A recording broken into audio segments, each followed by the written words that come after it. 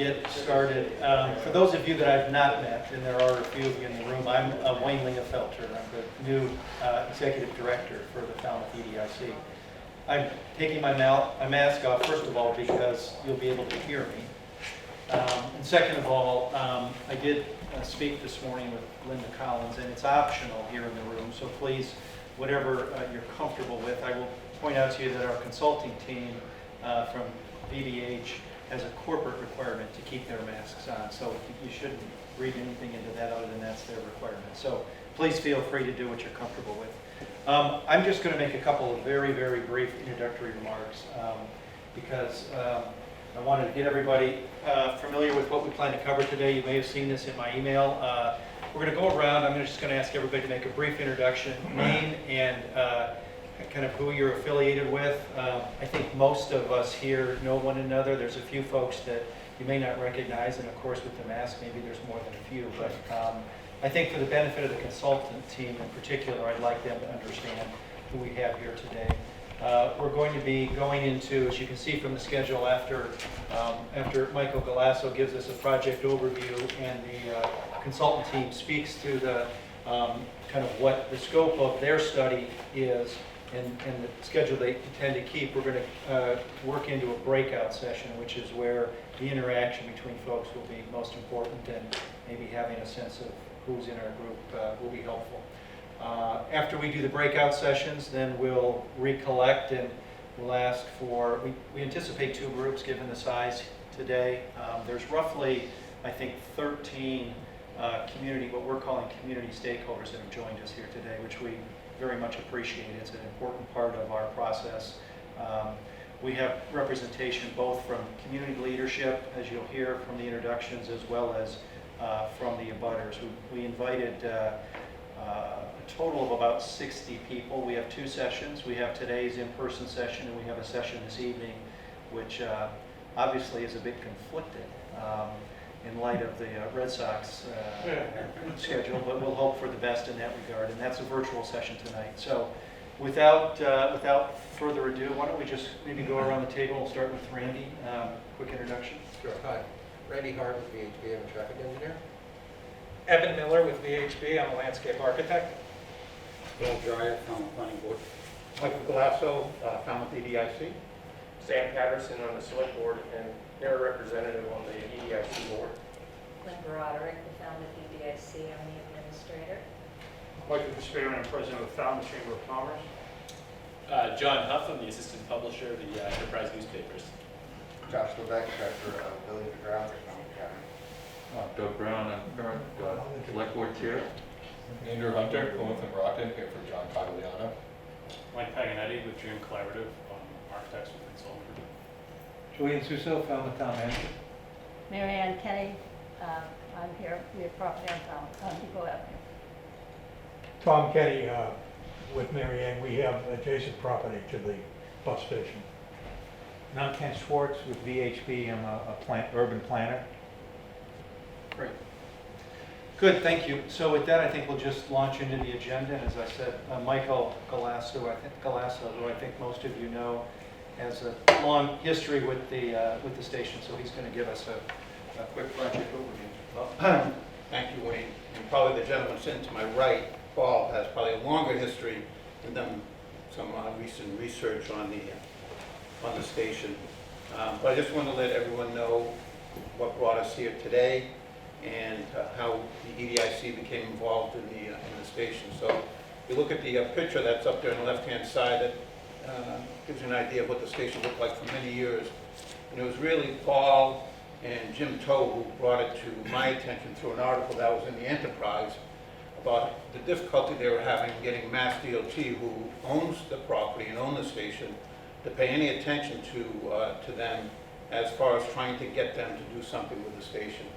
They had done a report that called for about $3.6 million to be used in renovating that 2,000 square foot building. And myself, and I know Doug too, is in the construction business, development business. I just thought that was a lot of money to put into a 2,000 square foot building. So the EDIC, after numerous meetings with Mass DOT up in Boston, finally reached an agreement with them to provide $1.6 million to the town, to the EDIC, in order to renovate the building and to provide us with a 99-year ground lease, not only on the building itself, but we'll see in a few minutes the full scope of the land that was included in that long-term ground lease. So we completed the renovations of the building. We've still got a little bit more work to do there. As you know, we have a great little cafe that's there on site now. And we now have 2 transit buses that service Falmouth, Woods Hole. It's Peter Pan, and recently Plymouth and Brockton. So we have expanded service, transit service to our town now, to the station. And we've always seen it as sort of the transit hub of the community.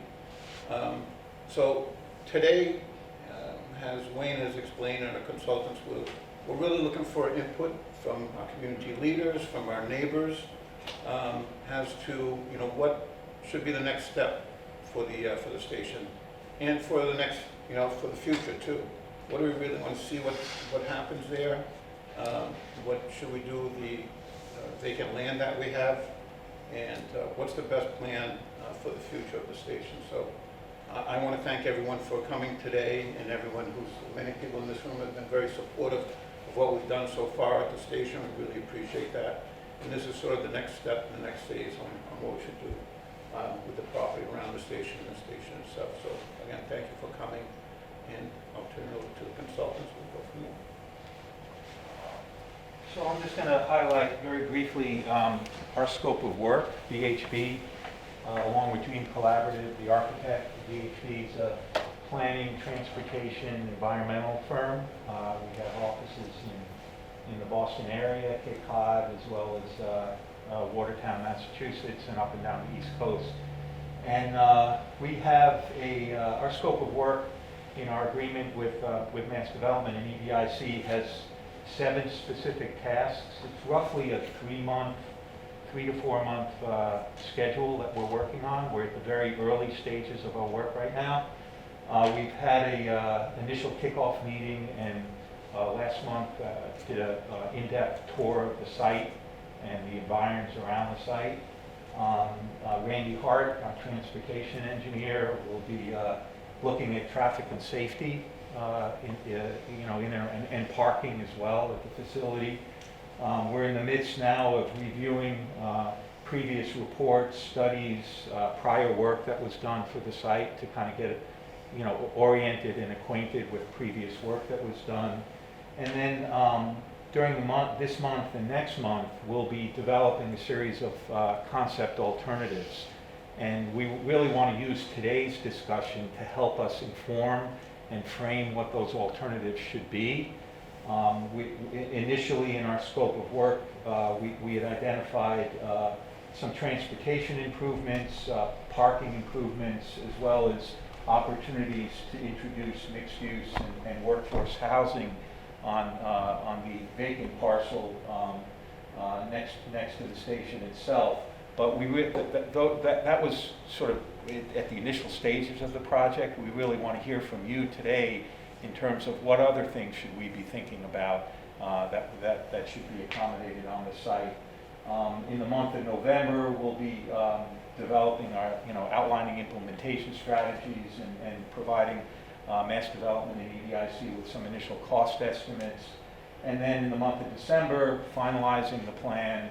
And then we do have built into our agreement stakeholder meetings like the one we're having today, as well as a public meeting, which would likely happen in early 2022. So that's kind of the work that we have laid out for us.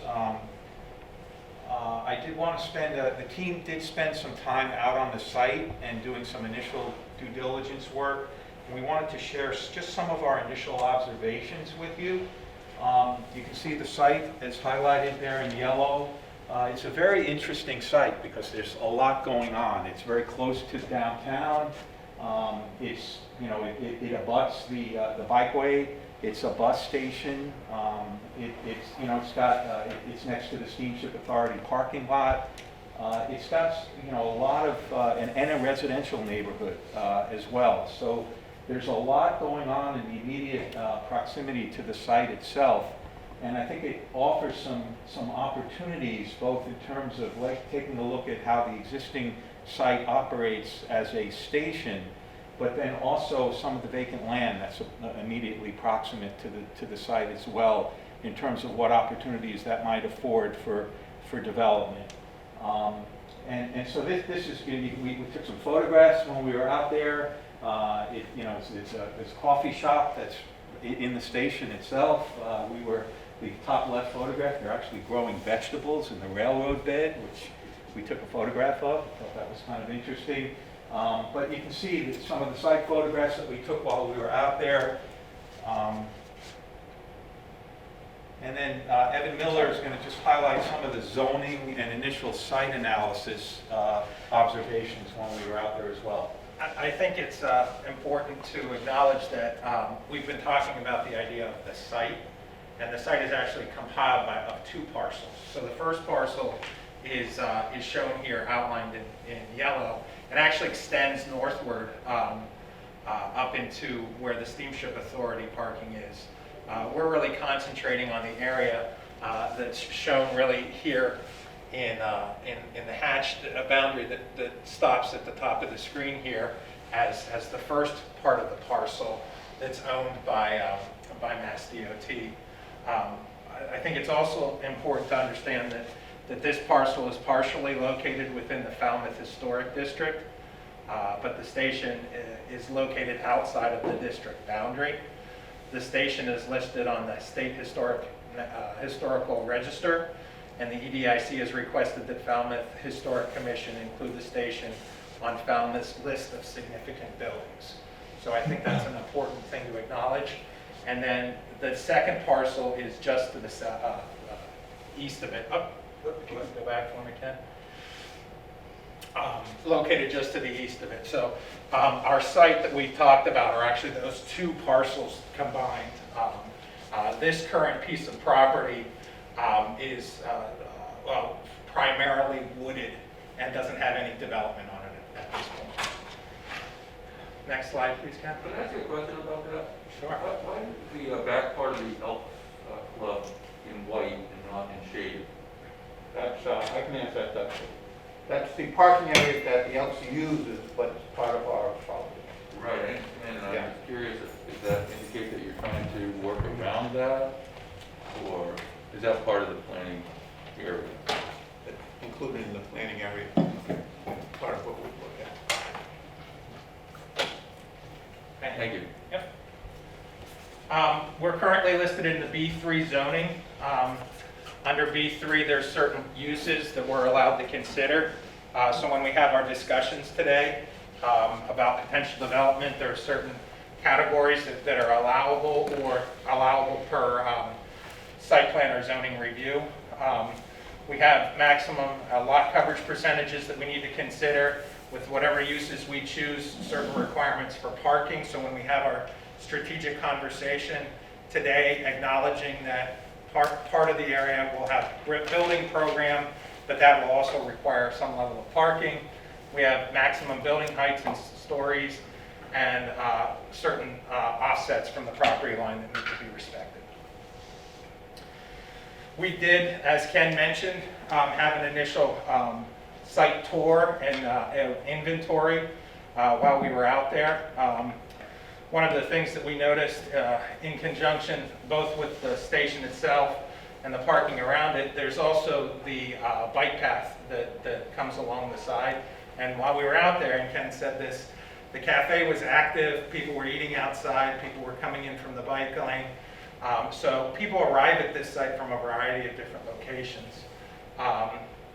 The platform is currently out there that was servicing the old train lines.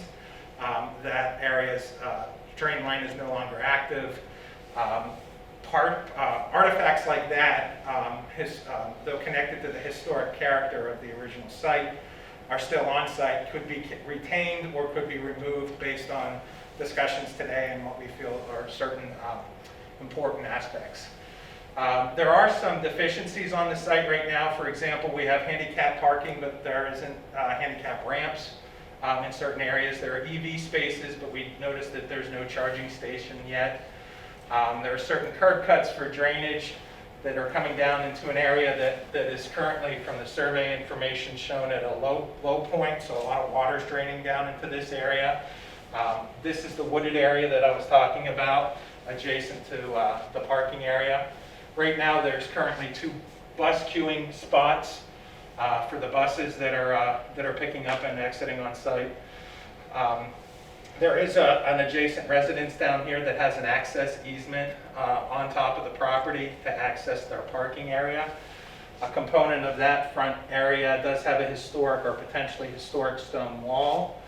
While we were out there, we did notice a full parking lot out there being used by a variety of different folks. Folks for the coffee shop, the bikeway, local businesses and shops.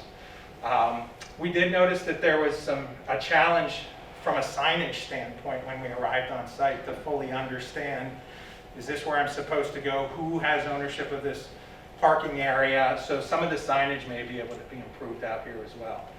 And one of the cool observations that we saw while we were out there, folks were having lunch, the chef was coming out and delivering the meals, and there was an impromptu concert in the park. There was a group of people that had collected on the other side of the bike lane that had pulled out their instruments and were starting to play. It was just an absolutely beautiful experience. So one of the things that we think about whenever we look at any site is the potential development, but then also the potential for placemaking. And what we've noticed is there's a lot of placemaking that's already been created out here. So keeping those items is important, and building off of those, I think, is something that will only benefit this site. Great. Thanks. Any specific questions on the site analysis? Anything that we may have missed that you want to make sure we get reflected in some of the things that we observed? Yes? Just a point of information, that low point you're referring to is the beginning of a tunnel underneath the trail that the BBs used to use. They didn't have to wait for the train. So there is a tunnel there. Yeah, we did see that when we were there. West side. Yeah. So I'd just like to disclose that I am a member of the Elks Club, and this potential development came before the select board a few years ago. And at the time, the select board was kind of hoping and suggesting that the Elks, being a charitable organization, could retain their parking and kind of discourage the development of the site. As a board, wasn't any vote taken or any, just a sense of the board at the time.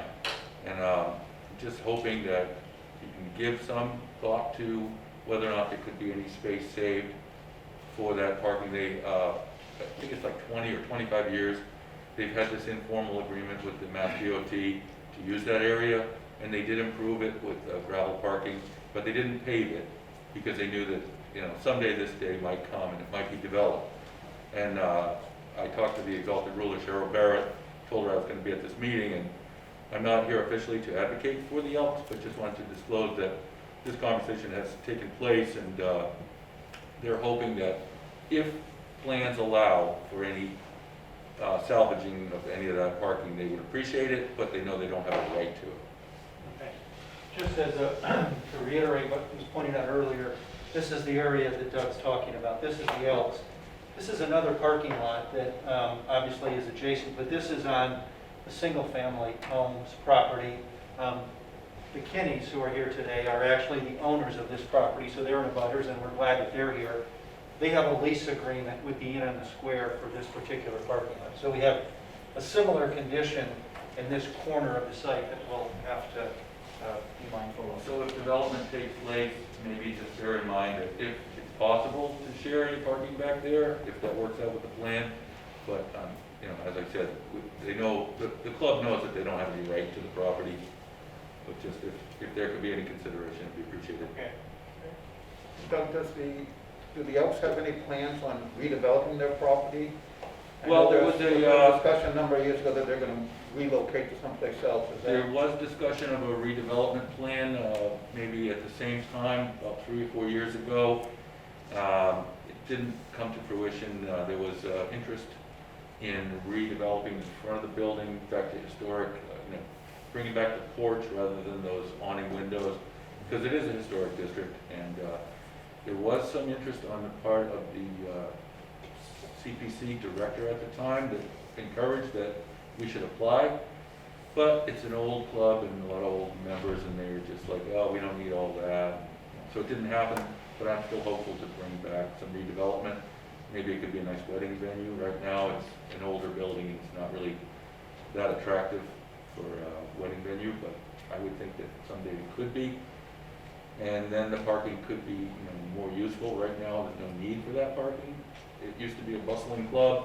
With COVID, it kind of took the wind out of the sails for a couple of years now, so they're not really using that parking very much right now. But there's still, some of the younger folks are still hoping to redevelop it. And I just bring that up because if there's anything that the EDIC can do to help foster those plans, move those plans forward, or provide any assistance as neighbors, we'd like to assist them. Even My though dad was a member of the Elks there for many years, Yeah. and so, Even though attendance is low, the membership is strong, and it's like one of the most financially stable health clubs in Massachusetts. Okay. Big membership, but they don't use the club that much because Yeah. of COVID. We'll move on to access and circulation. Randy Hart will address that. Yeah, just real quick, some observations that we made out here, and I'm a Falmouth resident, so I drive by here all the time. My son plays ball in Falmouth Academy as well as the inside facility there, so I drive by here all the time and quite familiar with the location. A couple of things that are, I think, on a real positive note that we want to continue to maintain is the separation for the bus access that comes off of North Main. It utilizes the driveway for steamship and then breaks apart and really travels the perimeter into the site. And between North Main and really this area of the site, it's exclusive for bus opportunities or bus operations, which we like. We think that's a real positive. But what we did see, once you get onto this site, there's a number of things that happen. Sometimes the buses are parked in this area here, taking some of the parking away for a short period of time, while waiting for their route to begin. The interaction between the access of the parking and the station happens to be at the same location where the people get onto and off of the buses as well. So we'll look at opportunities to try to separate that a little bit more than the way it is today. I've noticed when I was out here for the purpose of this job, but also when I drive by, that the parking lot's often full.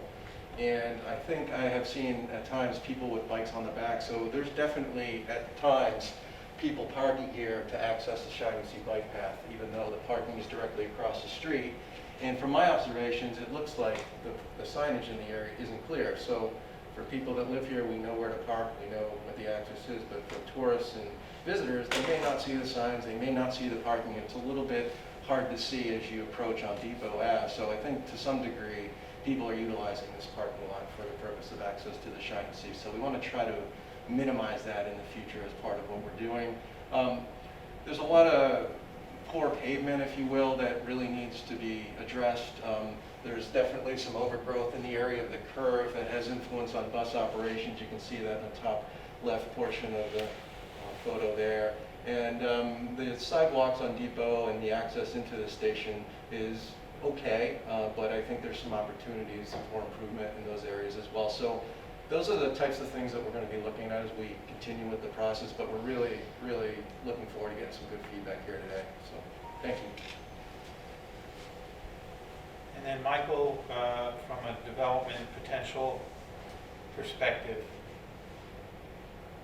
Yeah, so as they mentioned earlier, we're just looking at this portion of the site, this parcel here, to kind of introduce some sort of workforce housing or mixed-use development, just to spawn some economic development and also provide some workforce housing for some of the local residents.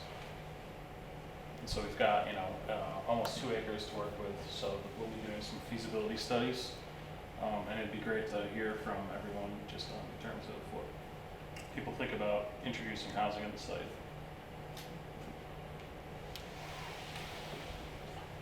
Hi, I'm Tom Bottom, the town planner. Sorry I'm late. Sometimes my day job gets in the way of my day job. But I would venture to say that the town is encouraging housing at many locations, particularly in the town center area. And I don't know that anybody would object to creating housing on the site as part of a mixed use of the site. And anybody can correct me, but I'm going to say that's our take.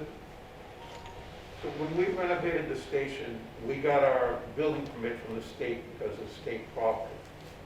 So there's been discussion and concern whether or not, if we were to develop this 1.75 acres, whether or not, since it's state property, we need to abide by the underlying zoning of the town, or whether or not, like the Steamship Authority and other state agencies, don't need to abide by that. Has that been looked at by the consultant team as far as what regulations would we be required to follow for developing that site?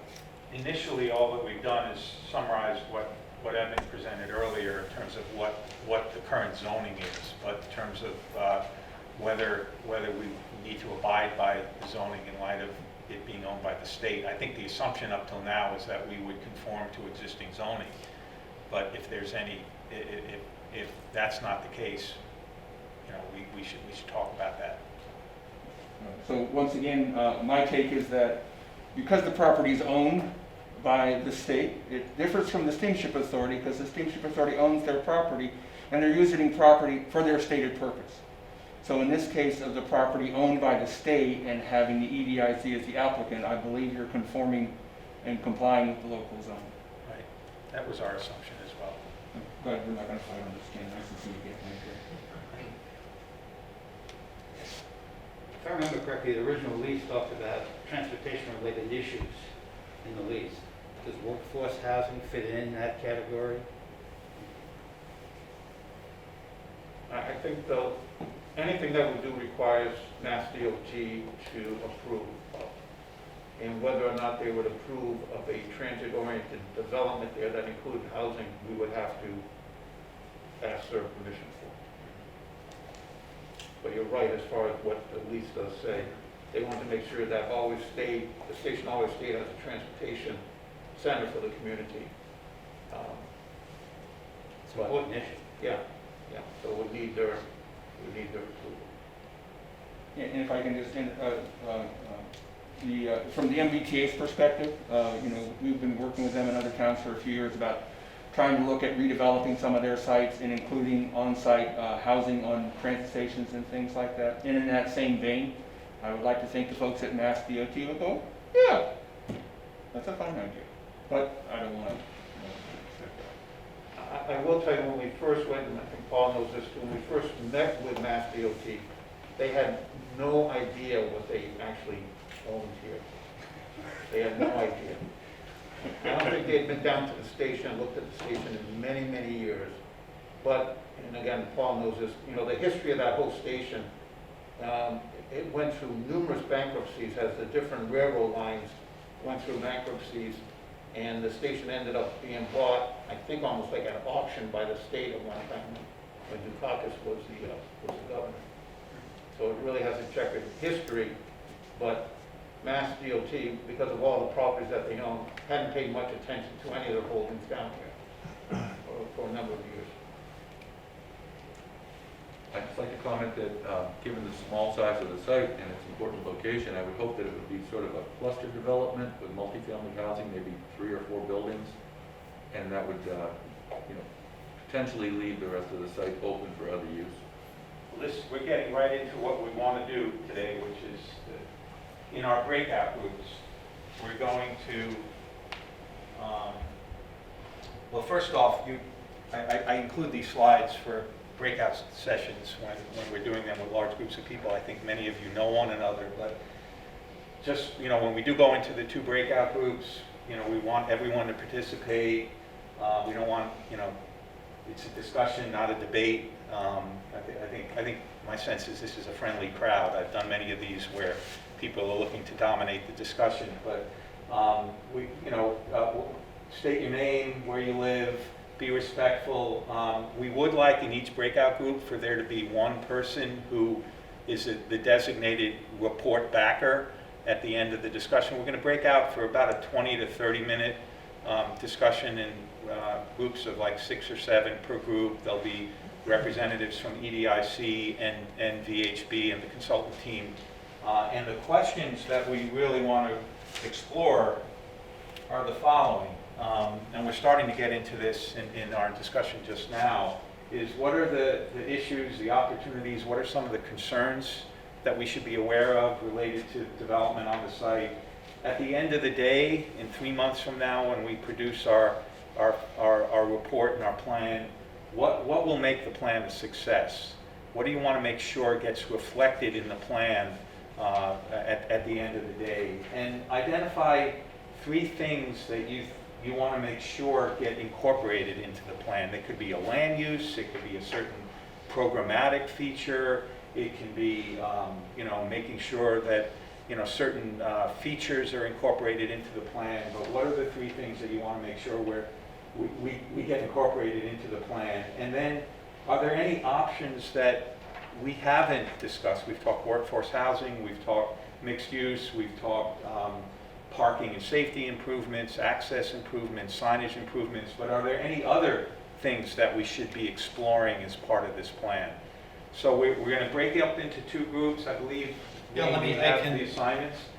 We were going to do the gym class count-off, but I decided that it might be a little safer to actually, if you don't mind, we've tried to break up the group in a way that we think makes sense. So let me just read off the group. So in the first group, if we could have Michael Kasparian and Julian, Sam Patterson, Paul, and let's see, who's the gentleman from Falmouth Academy. I'm sorry, I don't remember your name. I got to find it on my list, though. Josh. Thank you, Josh. And then in the second group will be Doug Brown, Tom Bott, Andrew from Plymouth and Brockton, and Tom and Mary Ann Kinney. And then the consulting team and the EDIC folks will break up accordingly and join, kind of split between those groups. So I'll leave. And so why don't the first group will meet in that corner over there, and the second group will meet up here. We have 2 plans here. So group 1, take those. Group 2, and Michael, you and I will be in group 2. Andy and Evan will be in group 1. All right, Evan, we're going to have your group go first, okay? All right. And whatever you say, we'll agree with it.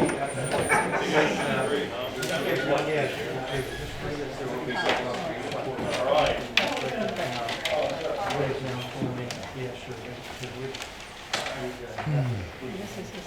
So we had a really good active conversation, sort of all over different aspects of the site. And I think with that, I'll turn it over to Michael and let him report back on the comments. I'm going to take my mask off, so hopefully, unless anybody's uncomfortable with that, it'll just be easier to speak. I'll stay 6 feet away from you. So. Yeah, and besides, I have to wear my glasses to be able to read.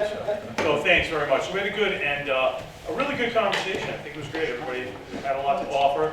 Paul started off, Paul Dreyer, by stating how pleased he is with the timeliness of your plan. That's going to be done in 3 months. And he's really happy something's going to happen in that period of time, which is great because sometimes things really linger. I had been asked for 3 observations, and observations I came up with, which I could see in the site, would be the workforce housing, which we discussed, some open space areas, and then also, for those of you not from town to know, we're in the process of trying to find a permanent home for our carousel of light. If a park light setting could be set there, that was suggested. Paul did point out that they had looked at that in the past. There were some challenges in bringing it to the current site because of the parking and children involved with the bus and transportation. But now that we're looking at a larger proportion, and now come up later with other options. Sam had questioned the sewering, the nitrogen load, and it was told that, yeah, there were going to have to be some type of addressing the sewering and what would have to happen in there. And also brought up the point that Open Cape, which is the fiber, nonprofit fiber that's there, is in that area that would really provide a good benefit if the route was to go with businesses or anything else like that. There was some discussion that Paula brought up about reestablishing the large overhang that was on the building, and pointed out there was a picture of that in the Enterprise this last week, and Sam's point to that was, you know, would the appetite be there to put solar on top, which we know that, you know, there is a very positive solar movement in town. And it was also pointed out that the historic district does apply to the parcel, but not to the building itself. There's some effort for the town to identify a historic space. Michael Delasso addressed the congestion due to additional bus traffic and pointed out that there's possible additional service may be brought in by one of the two lines, and there was some discussion whether or not, you know, how that has to really be addressed.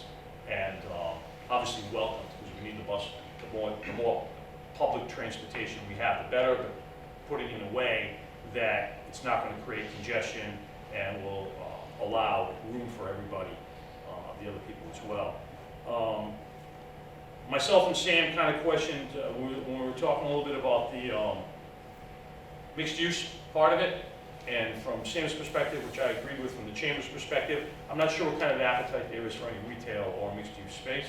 There's a lot of office/retail space available anyway, and one of the things, the issue is that on Depot Road, there's no traffic light at the end. There's already a considerable amount of traffic going up there, and if we're going to create either housing or increased transportation hub, really, you know, how are you going to accommodate businesses up there? So we didn't feel as though it was the highest and best use of that, and where businesses would have the opportunity to really make a success of it. It was brought out that... Can I interrupt real quick? Yes. And I think the important part of that is the other side of that is to go all in on housing. That it's not that mixed use. Right. I think what you were saying is, do we question mixed use or we just go all in on housing? Right. Yeah, that's a great point. No, absolutely right. It was brought up, of course, in the lower area where the water is, that there's going to be a portion of the property is going to be devoted to mitigation of rainwater. There really isn't any septic on the site, so that's going to all be figured out as well. Paul identified, which I didn't know, Paul, believe it or not, I should know this from the Chamber's perspective, right? That the museums in the green is now including the station in one of its historic tours, which I think is great. So that is in Paul's thought and idea that it's important to keep the downtown connected to that area, both from a historic perspective, but also from just traffic and transportation, getting people on and off. There's a question of whether track should stay. No, Michael, I'm sorry, it was one page. Yeah, question of whether track should stay and or the concrete decks that are on there. There was some considerable conversation about how there was a time thought that maybe a railroad car or caboose or something would be brought on, put on that track, would be in addition to that building. It could maybe be seating for a restaurant, cafe, and just, you know, the aesthetic, the whole aesthetic as well as You must have functional. been listening in on our group. Oh, is that what you guys are talking about? The whole aesthetic, the functional back to Mark as well. They sell fire over there. Yeah, so that'd be kind of cool. Josh from FA identified, which I didn't know about either, there is a homeless encampment on the... It's not an encampment, but it pops up. It pops up, so it's a periodically, pop-up tent. So just something to think about, obviously, but to identify that it's there. That's on the utility right away, is where it kind of pops up occasionally. I've been there for 10 years now. Yeah, you see it there. Michael Galasso also identified, that it would make great for additional parking for tourists with a trolley, part of the trolley system to bring people downtown. As you know, downtown parking is a serious issue during the summers. That's something we're talking about, and I think the Transportation Committee right now is talking about different ways without using what we have. So that would be another use if there was some parking on there. So then the question came, what does everybody think would be one thing that would make the project a success? And Paul said the integration to downtown area, particularly the crossing across Palmer Avenue at the Catherine Lee Bates Road. There is work down the road to put a crossing there, but he did, I think, very astutely identify that there is a lot of traffic going across there, and if we want to make it a transportation hub, for people to be able to not only arrive by bus, rental. We did talk about bike rentals, the chamber had worked on that. Something we'd love to revisit, but then providing access back over. That would be really important, and he felt as that would be one thing that would make it a success. Sam added that workforce housing will also bring people there, identifying that the workforce housing is really the single most important thing that could go on there. Josh identified a better use of the station building and gearing toward bringing people from the bike path in. He talked about how they're running a successful cafe there, but there really isn't a full kitchen in there. So either taking a look at enhancing that, or maybe just looking at the building itself and having a higher and best use, but really better use of the building itself. Julian, our town manager, had identified that using significant density for workforce housing, Michael Galasso, developing housing for people who would use shared transportation and innovative ways to get around. So either maybe micro apartments could work. It could be some type of, he's working on a project in New Bedford right now with shared electric vehicles, am I right? And so kind of getting creative and out of the box, you can get more people in there. My thing was, I felt, I agree with Julian and with the whole thing that I think as much workforce housing that could be built there should be, but I think it's really, to make it successful, the most critical thing is the aesthetic way in which the developers, I think there's going to be a lot of open space, it's going to be green space, and I think that we have a very fickle town meeting that really needs to see things visually, and that anything you present has to be really in pictures that people can identify and see that there would be an aesthetic perspective. And then lastly, other options, just thinking completely outside the box, what would be the next thing? Both Michael Galasso and I both would say that other options, if there's going to be an open space there, we would like to really see some thought put to the carousel of light being permanently brought to that place, particularly if it's going to be a transportation hub and people are coming by bike or whatever. If there's a park, like setting Paul's point, not putting it next to a parking lot where kids are going to get run over, but back to the fact that if there's going to be some green. The other option would be just pave it and make it all parking. Nobody was for this. We're just saying, we're just coming up with what other options, and it was pointed out, it's good to have that because then people say, wow, we don't want that, maybe something else. Is another option to do nothing? We didn't come up with an option to do nothing. Okay, well, I'd like to. Well, I guess when your group comes up, if that's on there, right? It's on there. Okay, so then you guys can, yeah. And then the other option we had were solar options. So some type of whatever, solar, using it for solar. So that's what we came up with. Okay. Yeah, I would just add that it was a very active dialogue back and forth. People were just open. We set the precedent that it should just be free thought and, throw out any ideas, and it's worth recording those and having active dialogue on it. Everybody was very in That's a participation. tough act to follow. Yeah.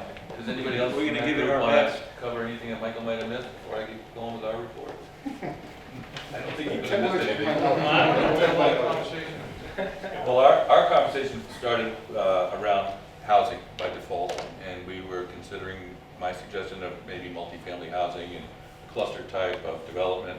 And then our conversation pretty much followed from there, for the most part, as to whether or not the site was workable and what are the problems with the site now. And we identified signage as the most important issue. Whether or not the site is even developed, there should be some consideration of signage, because the parking lot for the bike path is very underused. People tend to use either the bus station parking or the street parking because it's convenient with shade, as pointed out by one of the neighbors. We had three abutters, Mr. and Mrs. Allen, and I believe that's correct. Kenny. And They initially, Mr. Allen pointed out. Kenny, I'm sorry, excuse me. That's your first name. So initially he said, whatever you do is fine, but then when Mr. Mezzacapa spoke up and said that he, as an abutter, he would appreciate to see the site left natural because he appreciates the woodland, I think Mr. Kenny was in chorus with that. So that's the do-nothing approach, if we want to take it. Then we talked about the various issues that could come up with the housing if it was developed and how it would be done.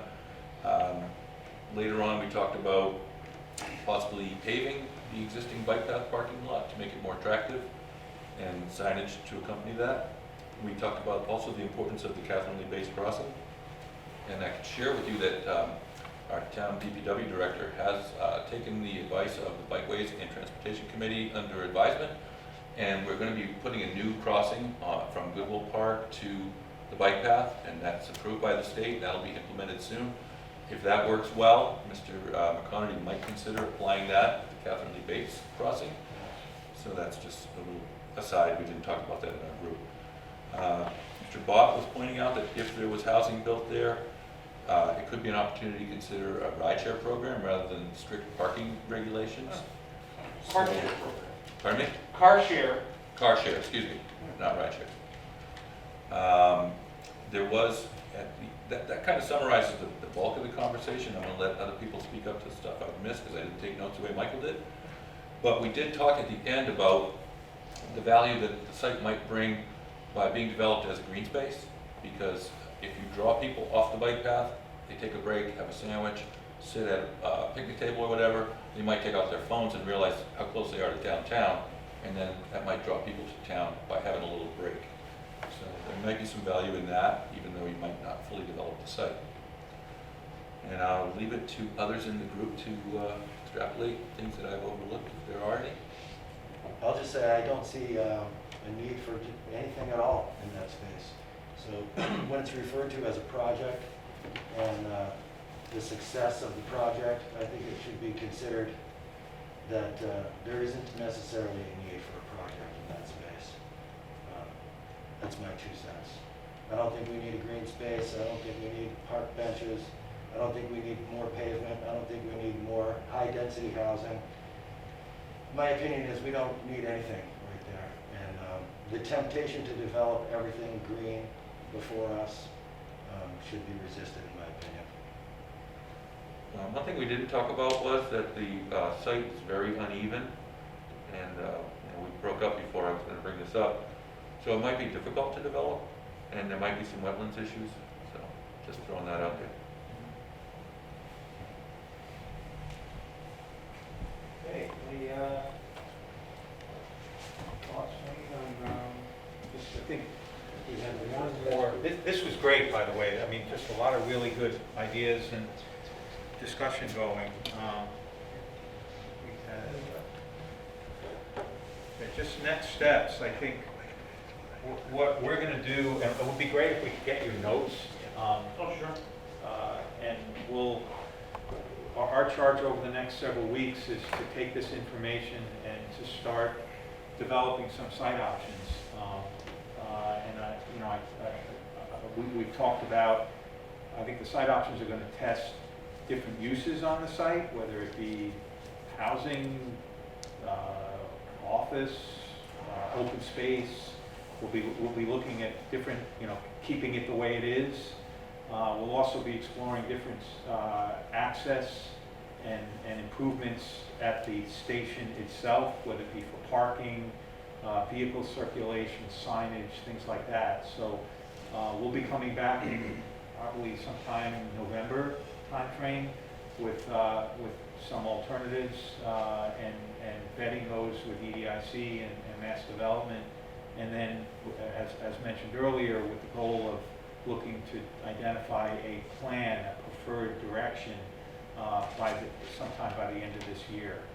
So we really appreciate, this was a great discussion, and we got lots of good ideas that came out of this, and I think we're going to take all this information back and start to assimilate it and reflect it in the plans that we come forward with.